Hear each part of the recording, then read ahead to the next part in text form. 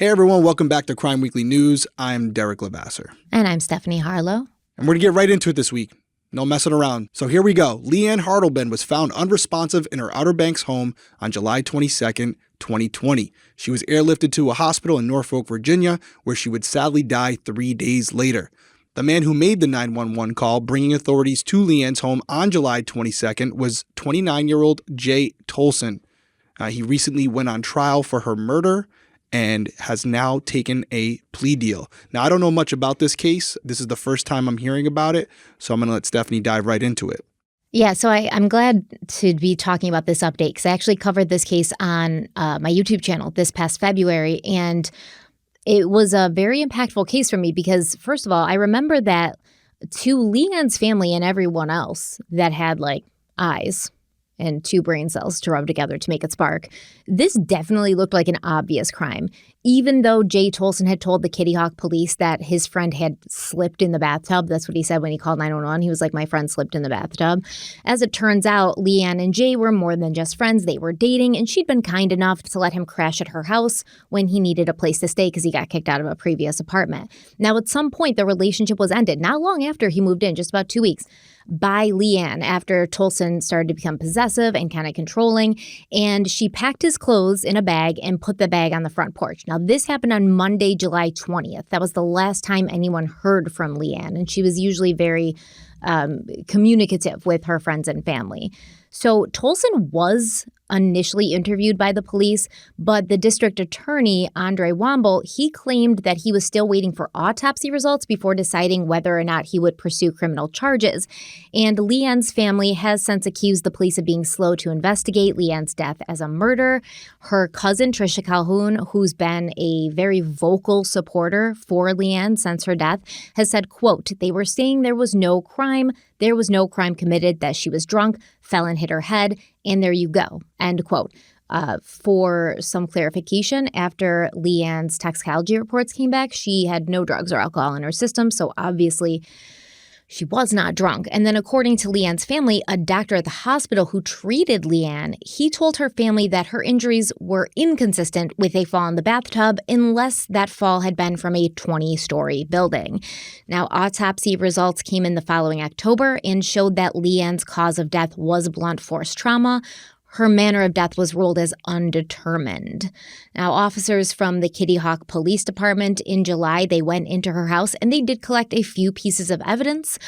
They grabbed a blood-stained comforter, a fitted sheet from her bed, a pillow from her bed, but they left behind a shitload of evidence, and they did not process this house as a crime scene. First of all, they never brought in CSI or forensic techs, ever. They didn't secure it to prevent contamination. They never went into LeAnn's SUV and looked in there. And no one appeared to ask the question as to why so much blood was found everywhere else in the house, right? There's blood in the living room. Even though it wasn't visible to the eye, there was a ton of blood in the bedroom, which the police could see because they were taking blood-stained comforters off the bed. There was blood everywhere. And it just didn't add up with the story that Jay Tolson was telling. And then not only that, LeAnn's cell phone was found by her cousin on the coffee table in the living room. The police never took it.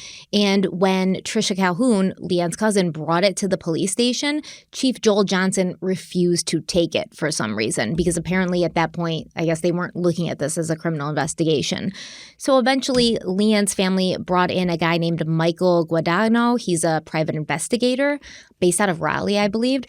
And after begging the police to do more for quite a while, the family went into the house on July 29th, 2020, and they started taking photos of all the evidence the police had left behind. There were still 2 bloody pillows on the bed. The mattress was just soaked in blood. And you can see this video on YouTube because they went in and they took a video and pictures while they were going. The mattress is just soaked in blood. And then they lifted the mattress to kind of see how far did the blood go? Was there any more blood? And you could see the blood had soaked through in areas. There was blood under the mattress, and they found a long-sleeved red shirt under the bed, also soaked in blood. And then they went in LeAnn's car, and do you know what they found there? A fitted sheet that was balled up in her SUV with blood on it. There's blood in the bedroom, the living room, the bathroom, on the walls. So the PI went back in and used Blue Star forensic blood reagent to find all of this stuff. And they found blood on the laundry basket. There was a towel inside the laundry basket that had turned completely blue, as if it had been saturated with blood before being washed. There was blood on the floor near the washer and dryer, blood found inside the hamper, and another towel inside the hamper. Significant amount of blood on the kitchen floor. A ton of blood on the living room couch, blood on the floor in front and next to the couch. And then, you know those long cushions that go on your couch? They're like in the back part. Those cushions had been removed and they were found by the fireplace, and there was a ton of blood on there. So it kind of looked like somebody had cleaned the blood and then put them by the fireplace to dry. And there was blood on everywhere. I mean, door frames, door handles, walls, in the bathroom, in the bedroom, in the hallways. It was crazy. And then on top of that, Jay Tolson finally gets arrested on October 26, 2020. He's in Bangor, Maine, okay? This dude took off. We don't know why he was in Bangor, Maine. That's what the news says. But clearly he was, I think, running. And he was indicted by a Dare County grand jury the same day and charged with second-degree murder. He pleaded not guilty. And then he goes to trial, right? And there's new developments. So his defense team filed a motion to have the court exclude a bunch of stuff, like the photos and physical evidence in the case. And the judge initially ruled that the evidence taken from the crime scene directly after LeAnn's death would be admitted, and that it includes like the stuff that the Kitty Hawk police took, the comforter and the pillow and stuff, as well as the shirt with blood on it that the PI had collected. But at first, the judge was like, well, I have concerns about other evidence collected later in September of 2020. And that was when they went in with the Blue Star reagent and picked up all those traces of blood. He said he was going to rule on that later. But then suddenly, 4 days into the start of his trial, Jay Tolson took a plea deal for voluntary manslaughter, which only carries a sentence of between 56 to 80 months. And this came after 2 days of testimony from prosecution witnesses that they claim was at times contradictory, and also indicated there were no head wounds found on LeAnn and no blood at the scene when she was found in the bathtub of her home. And I'd like to know how the police knew there was no blood on the scene when she was found in the bathtub of her home, because they didn't bring in any forensics techs or CSI. So, and then the judge in this case, I'm a little heated. The judge in this case, Judge Foster, he tells Jay Tolson, in a way, your decision to accept this plea deal shows compassion in your heart for not taking the case to its conclusion. Which I don't think that was necessary, because in my opinion, this dude definitely did something to her. He literally looked up on his phone, like, how bad is a concussion? How long does it take to die from a concussion? He called people and he was like, oh no, I did something. Like, there's a ton of evidence against him. And LeAnn's family obviously is unhappy with this outcome. And her cousin, Trisha Calhoun, said, quote, if Jay had given or actually sought medical help for LeAnn, we would not be here today. He did everything he could to clean up and hide what happened. To me, this is horrible. And then Judge Foster has the balls to say to her family, LeAnn's family, he says, I express my condolences, but then advised them that any hatred or ill will you hold in your heart will not hurt Mr. Tolson. It will only hurt you. No one wants to hear that right now, dude. And Trisha Calhoun told People magazine, quote, justice in this case was not served to the fullest as it could have been. I feel like we were kind of pressed into the whole plea deal. We feel that he would have been found guilty of second-degree murder 100%. And she also feels that former DA Andrew Womble, who's now a Superior Court judge, by the way, and the chief ADA, Jeffrey Cruden, they may have pushed for this plea deal because they didn't want their office or the Kitty Hawk Police Department to be potentially criticized for not being more aggressive with the case as the trial continued, which I think is pretty clear. Just from the little bit you've heard, I think that you can say this probably wasn't handled properly in the beginning stages, because if a PI has to go in and use luminol to find that all this blood is all over and it clearly looks as if somebody cleaned it up, why would Jay Tolson have cleaned up all this blood if he wasn't responsible in some way for the blood getting there? He's trying to hide a crime. He's trying to, do something here. And I'm not sure why it would be second degree. I mean, maybe it was an accident, but they obviously were arguing when this happened. She was trying to kick him out. So there's motive, there's means, there's opportunity. And for him to get away with 56 to 80 months in prison for this kind of crime is a little, I don't know, it's a little startling to me. What do you think? All right. So the first thing I want to address is the fact that there seems to be some disagreements as far as what was in the house when the police were there and what was in the house when LeAnn's family went in and did their own investigation. And that can happen, but it can only happen if law enforcement doesn't do what they need to do when they initially go in.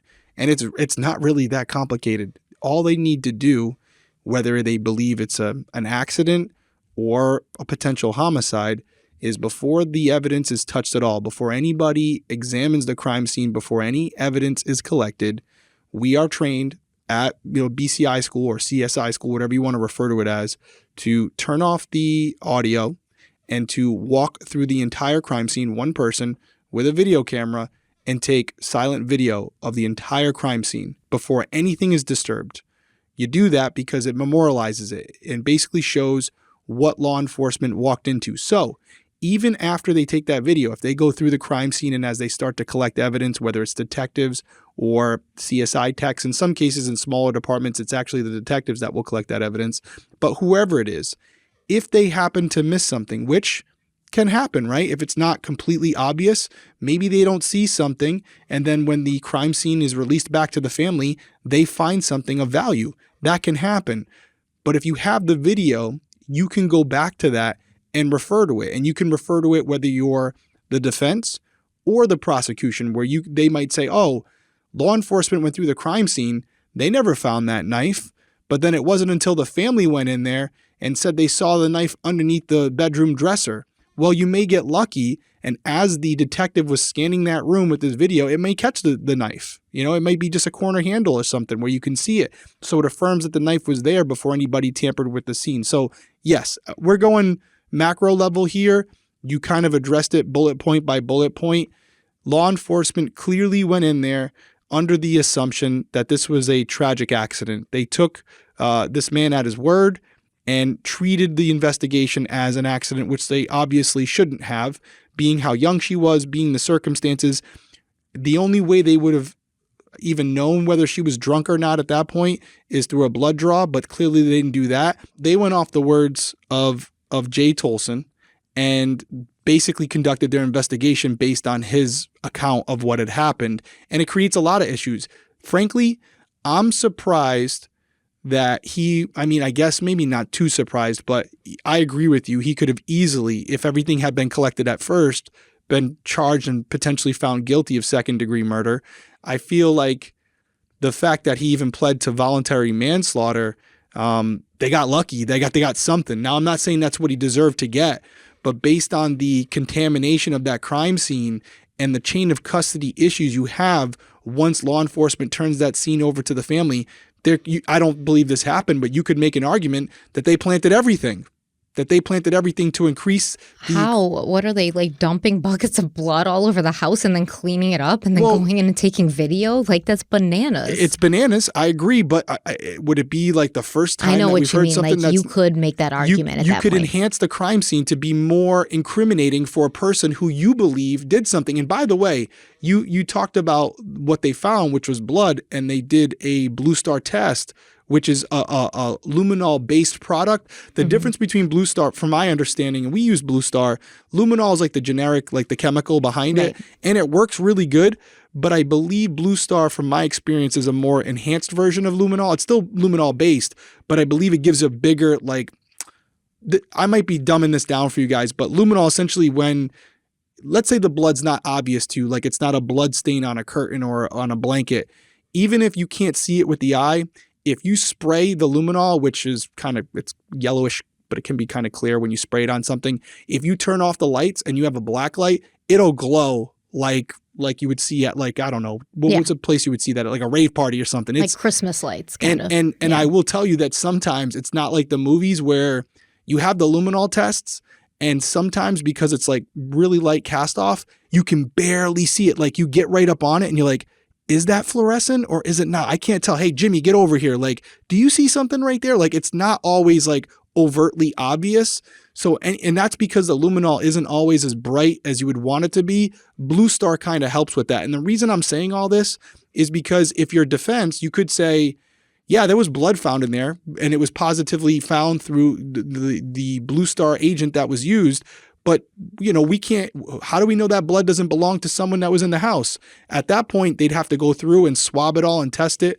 And you could have a familial DNA match where to be close. I don't know how much in the weeds they would have to go, but regardless, as a defense attorney, I would make an argument like, hey, this is after the fact.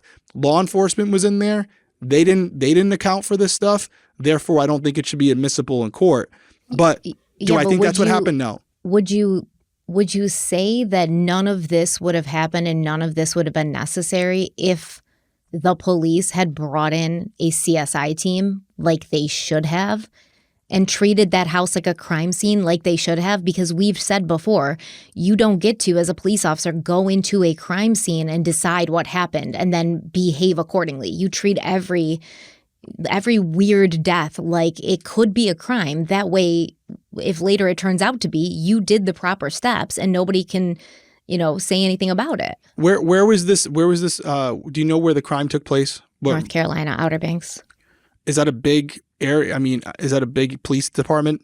Kitty Hawk, man, no. Okay, so that speaks to the point. So the premise of what you're saying, I completely agree with. If law enforcement doesn't go in and just get to decide based on testimony, but I will say for many police departments, including my own, as I said earlier, as detectives, when we become when we're put into the detective division, there might only be 5 or 6 detectives in the entire department, and there is no CSI team. There is no.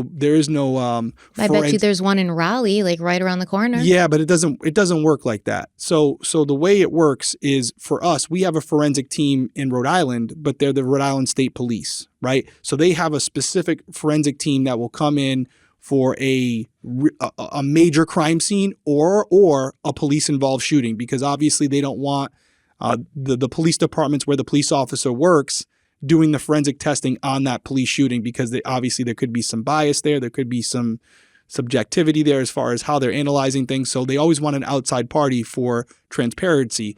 But in most murder investigations that we did in my department, unless it was something, like I said, a major crime scene, all detectives in that detective division were certified in basic crime scene investigation, and that included latent fingerprint analysis, blood spatter recognition, photography, videography. You have to be certified in all of that before you're even allowed to be a full detective. You have to go to a school at the University of Rhode Island. It's actually a college accredited class, and you have to pass that or you're not going to be a detective. So I don't know what the qualifications were for this department, but I will say in most agencies, detectives will come in and then they will also be the forensic team as well. Again, unless it's something that's like a mass murder or multiple shootings. So yes, it should have been examined a lot more effectively and appropriately for the crime scene. The word of the witness, the one witness, shouldn't have been taken. But I do think also happened to be like the main person of interest as well. He's the only person and her significant other. Yeah, like this, like the person who would. And let me ask you a question: as a police officer in a small department, you go into this house and this guy's like, oh, she fell in the bathtub and she was drunk and she hit her head. And then you see like her mattress literally soaked in blood, her comforter, her pillows, like the mattress. And are you maybe not like, this doesn't really make sense to me. I should probably take a beat here. Yeah. And even if I don't feel that, you still, just to cover your ass, you still do the video. It's a pain.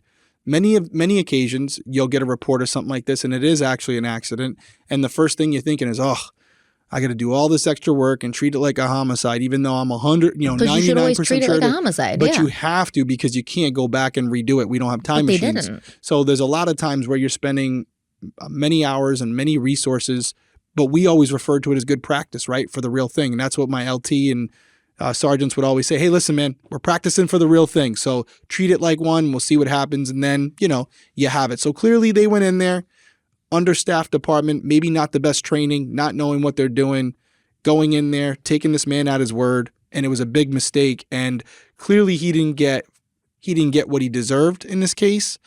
But the silver lining is here. Thank God he got something, because I wouldn't have been surprised if this murder trial took place and all charges were dismissed against him because of the police incompetence in this case. So the fact that they got anything is amazing, but I understand where the family's coming from, because they're not wrong. He should have gotten a lot more.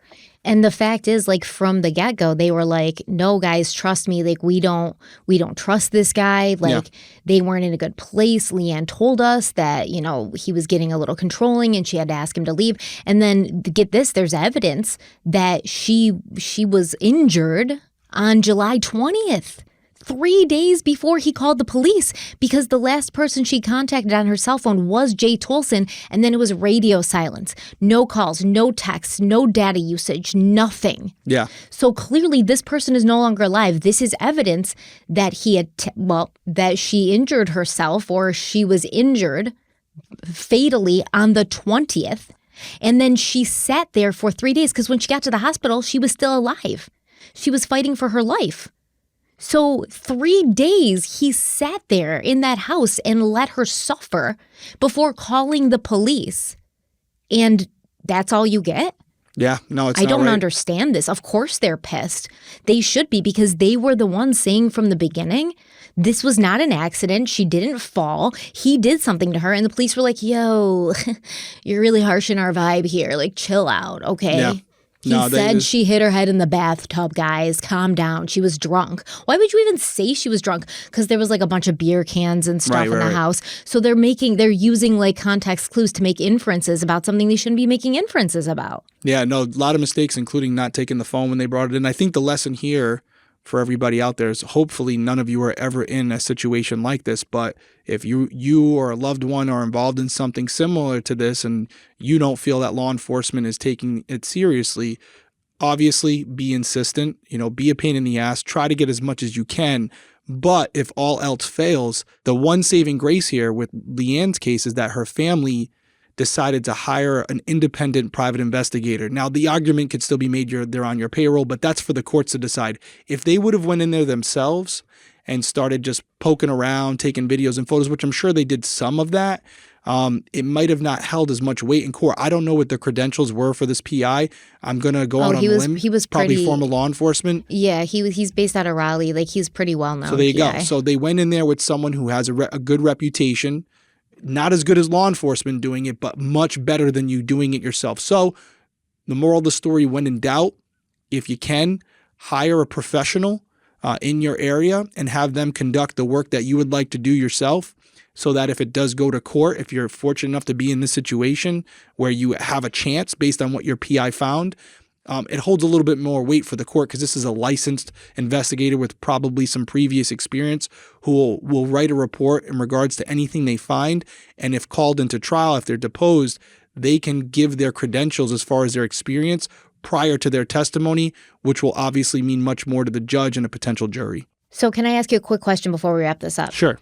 In this case, hiring the PI obviously was the only thing left to do, because the police weren't listening, right? Yep. But ideally, you wouldn't want to do that, because then you still go to trial and the judge is like, well, I'm not so sure about some of this evidence collected because it wasn't done by official law enforcement, right? So now it's kind of like you're damned if you do, damned if you don't. If you're begging law enforcement to listen to you and to actually do their job and they're not, and you don't want to hire a PI and possibly contaminate the crime scene and have something like this happen, because this guy should be getting life. Honestly, he let her sit there for days before calling and getting her help, which in my opinion is like just as bad as, purposely murdering her himself. If he's claiming he didn't purposely do it and it was an accident, it's just as bad. So what do you do at that point? Like, what are our options as normal citizens when law enforcement's not doing their job, but we also don't want to potentially let the person who killed our loved one go to trial and cop some stupid plea deal, which is far less than he deserves to serve? So the only other thing that I would suggest, if you don't want to hire a PI, is if you don't like what your local agency is doing, you can go to the sheriff or the state police, the higher authority, because that's kind of the rank of it. And it's not highly likely, but what I would do, if you're just taking this case as the example, is I would secure the house.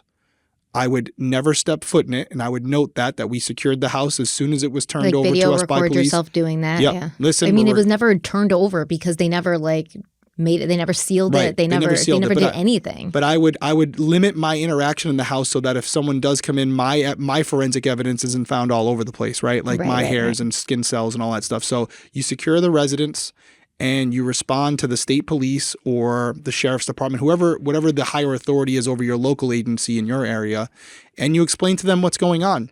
And you try your best and you kick, you scream, you push, you shove, and obviously within the confines of the law.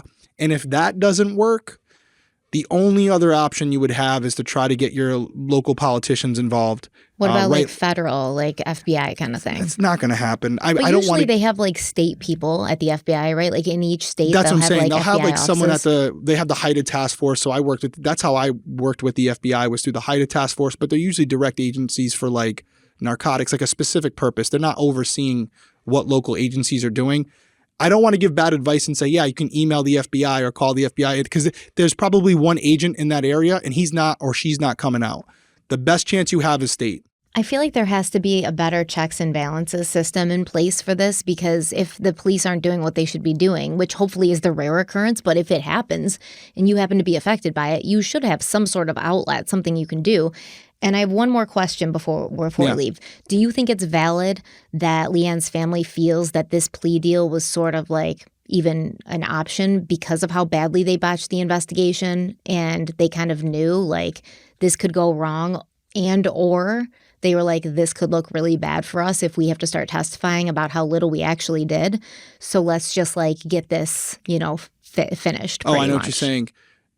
I think it could. Well, the police department's not making that decision, but I do think the state may have looked at how terrible this investigation was, and I've heard of this happening many times where they start. The prosecution is playing defense as well, right? They're looking at what the defense is going to poke holes in and figuring out if they have a counter. Mm-hmm. They might have looked at this report and said, "Holy shit, yes, we're lucky." It's basically what I said to you a little while ago, where they probably went back to the police department and said, yeah, we're not going to go, because if we start putting you guys on the stand, we're not going to go forward with this because he's going to walk. He's going to walk if we go forward with this. This is a horrible investigation. We should just get what we can get. We're lucky to be, and I believe that. They're lucky to have gotten what they got. And I think probably even the judge, although not worded the best, like you said, I feel like he was indirectly kind of saying like, hey, man, it's commendable of you to take this. Big of you. Yeah, but I think I'm not trying to say it was a good thing, but what he's probably saying, it was a male judge, right? What he was probably saying is like, hey man, it's good of you to take this, because if I were you, I would fight it and I would probably walk. You know what I mean? Like that's how he was looking at it. So I can't believe he had the balls to be like all high and mighty with the family, like, it's only going to hurt you if you hold on to this. I would sue the shit out of this place. I had a judge tell my victim's family while I was on Zoom listening to the court testimony. I had a judge tell a family that although there was, and I'm going to be a little vulgar here, that although the victim in our case had never had anal sex with her long-term boyfriend, the fact that she had been penetrated anally by who I believe the potential suspect in this case could have been consensual because of her checkered past as far as sexual relationships were concerned. This is an actual judge, a female judge, mind you.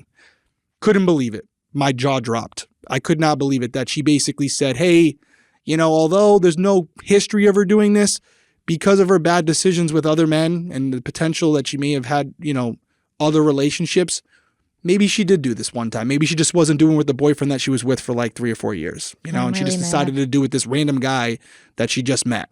Yeah. But voluntarily, she just agreed to do it. She was killed, by the way. Yeah. But that's beside the point. So nothing surprises me with judges. They can say whatever they want. They have complete immunity. Well, yeah, which it shouldn't be the case, but it's one of those things where conversation for another day, right? Yeah, exactly. So overall takeaway here, not good for LeAnn's family, but what you can take away from it, there's multiple layers to this. Don't just take what the police say as gospel. There are other actions you can take. You can hire independent investigators. You can go to state police. You can go to the district attorney's office, the EG's office, or you can go to, your local public officials, political officials, put pressure on them, get some people involved, because it's no quicker way to get something changed in a small community when a politician's, position in that city or town is threatened. If they feel like they're going to lose votes, they may go put some pressure on the police department for you. So there are some avenues. So don't lose hope if you don't like the results. Just keep pushing, and hopefully you get a better result than they had here. And yeah, I mean, I'm pissed about it, honestly, because I remember I agree. covering It's an this. embarrassment. Yeah, it's embarrassment for me as a police officer to have to sit here and not necessarily justify, but just explain what happens, I think that when I had covered it on YouTube, I was like, this is a slam dunk, Yeah. like there doesn't seem to be any question about what happened here, like the he was calling people, he was looking up like, oh, what happens with a concussion, like how long can you live if you have like all of this shit, that because he's not a smart person apparently, that he was just doing, incriminating himself, and it's like, oh, we're good. And to have this happen just because the police didn't do their job, because honestly, if they had, he would have, I mean, I don't know what North Carolina's like their justice system, but he would be serving more than a couple years. That's all I will say. Yeah, no, I agree with everything you said. The one thing I didn't have an issue with is, yes, you have to treat the scene as if it's a homicide immediately. I don't have a problem with the initial decision not to charge. You want to wait for the toxicology report. You want to wait for the autopsy report. You want to basically have all this medical data that contradicts what he told you, so you can go back to him and go, hey, buddy, everything you said, her being drunk, her falling like this, her being, unresponsive immediately, none of it is backed up by scientific evidence. None of it. And what do you say to that? And then on top of that, you would have a good crime scene that was, thoroughly checked through, where, like I said, even if I found all that evidence that they missed, I may hold off. Until I get that cause of death back. Sure, but you'd still be handling it as an investigation. You have it. And then you bring him in and you hang him by his boots when you have everything that rules out. You probably wouldn't tell her family like, oh, nothing to see here. She was just drunk and fell. You'd be like, we're looking into it. Don't worry. Like, you'd give them some assurances. Yep. And this dude, right from the get-go, from his first police interview, was changing his story. So there was already suspicion, and he admitted that they had tussled. Well, yeah, no, I mean, you lock them into a statement day one. You lock them into a statement on day one, and then you wait for all the reports to come back, and you just say to them, hey, don't go too far. Don't go too far, buddy. Don't go to Bangor, Maine. Yeah, we might be visiting with you again there, buddy. So just stick around, and Jay, we'll be in contact with you. But overall, I wish we had better news. But I think really with all of these things, we can learn from it. We can grow from it. We can educate ourselves, become more informed, and take these situations and potentially prevent them from happening to you or someone you care about. Anything else from you? No. Okay. Well, justice has not been served here. Not in this one. And unfortunately, it's a common thing. And it's not always because of law enforcement. Sometimes it can be a great case, and the judge can still go, meh, I don't know. Kind of hurts a little bit more when it is law enforcement, because that's your one job. Well, I would argue that the one job of the judge is to do the same thing. I think it hurts at each level. Honestly, I have no expectations for judges, because sometimes they're good and sometimes they suck, and it's just one individual person usually. But like, a police department's a police department. There's several people that make up this police department, and there should be like several people checks and balances. I wonder how many people are in that department. I think when we cover it surface level, again, no excuse, no matter if it's one guy. But I wonder, it wasn't one guy. That's all I know. Yeah, I wonder how many people were involved with it, because I know with cases like this, and we've covered cases like this before, smaller departments like that on the rural areas. You're lucky if these guys, and there's nothing wrong with this, but you're lucky if these guys have a high school diploma, never mind any additional training that specializes them in these areas of forensics that would make them capable of handling a crime scene like this. If you don't have somebody in your department who is capable of processing a crime scene, then you don't have a department. That's worth shit. See, that's subjective. I'm sorry. That's subjective. What are you talking about? I'm talking. You need to have somebody who can collect evidence of a potential murder if potential murder has happened. You just said it right there. You could have a guy who's the detective. We're covering Michelle Lawless this week, And I would be willing to bet, what's the officer, the detective was put on Schwitz, which is like a German name. Brenda Schwitz. I would be willing to bet she doesn't have the same level of forensic expertise that the other guy had as far as on the job. That's why they brought in the highway patrol to process the scene. Right. And so what I'm saying. So they have even them. Yeah. Even freaking Benton, Missouri, okay, has a system in place in 1991 or 92. Yeah.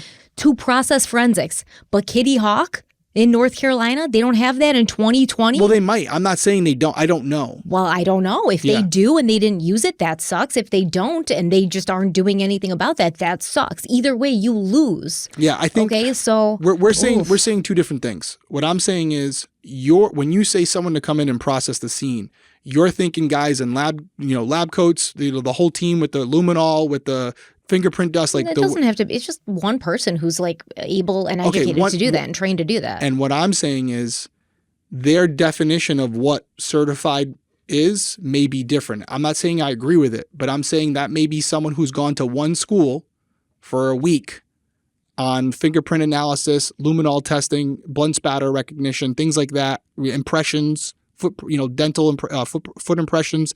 Their level of experience and education in that area may not be what it is in Boston, Massachusetts. So is this not like a nationally mandated thing? That's what I'm saying. I kind of feel like it should be. It's not. Okay, well, should it not be? Should it not, like, for the country, every police department, like, in order to say you're qualified to process a scene forensically, you need to have these qualifications? You need to have these licenses? Yeah. Doesn't that just make good sense? I mean, we don't have many national policies. So that everybody's on the same page? Yeah, I know. I agree.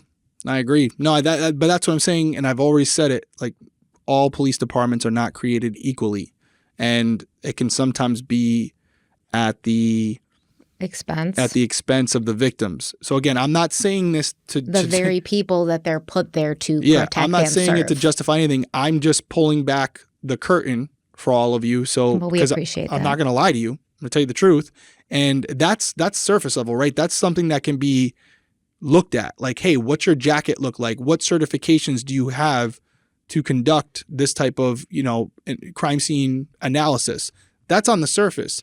Then we can get into the details of a police department, just like any job, where even if they have those certifications, what is the experience and actual intelligence of the people who are in those positions? How did they get there? That's a whole different wrinkle. And unfortunately, in law enforcement, the consequences of allowing people in certain positions that may not be qualified to be in those positions could have a detrimental impact on an entire family, on an entire community. So that's just, again, we're talking surface level. It's a much deeper thing. And I've never shied away from the fact that, like I said, I've worked with people where I would say to myself, if I ever was killed or someone I cared about was killed, don't let that guy do my case. Don't let that person investigate my murder. That's for damn sure. Like I said, we had people who were called cold case in my department for a reason. They know who they are. I mean, they ain't solving shit. So, and I say that not lightly, but I say it because I think everybody out there can relate to that to some way or another, where you may work in a different profession and you may look around the room and not everybody that's in that room is as good at their job as you are or the person next to you, right? And that's okay when you're selling homes. It's not okay when you're investigating murders. Yeah. So it's a deeper issue. We could probably talk about that for a couple of weeks, and I'm sure I could get a lot of cops on here that would agree with what I'm saying. But yeah. Anyways, I know I said final words 10 minutes ago. No more final words. No more final words. Guys, we appreciate you being here. You should never ask me if I have final words. I know. But then I say it and you comment on something and then I talk for another 7 minutes. So we're both equally guilty. We appreciate you guys being here. Everyone stay safe out there. Like, comment, subscribe. We will see you very soon. Take care. Have a good night. Bye.